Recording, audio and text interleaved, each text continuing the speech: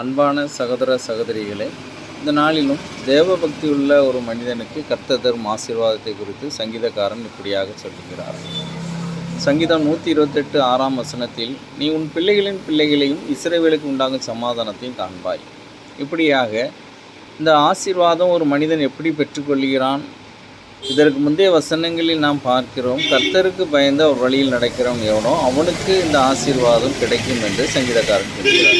எனவே பயபக்தி உள்ள வாழ்க்கை, தேவனுக்கு முன்பாக பயபக்தி, அவருடைய சத்தியத்துக்கும் நாம் கீழ்ப்படிந்து நடக்கும்போது அப்படிப்பட்ட மனிதனுக்கு குடும்பத்திலே சமாதானமும் காணப்படும் என்றும், அப்படிப்பட்டவன் அவனுடைய பிள்ளைகளின் வாழ்க்கையிலும் நிலையான சமாதானத்தை பெற்றுக்கொள்வான் என்றும் கர்த்தர் சொல்லுகிறார்.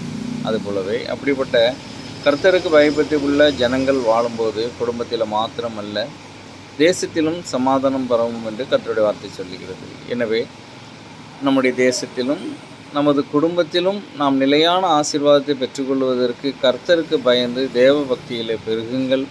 கர்த்தருடைய நிலையான சமாதானத்தை பெற்றுக்கொள்ளுங்கள். ஆமேன்.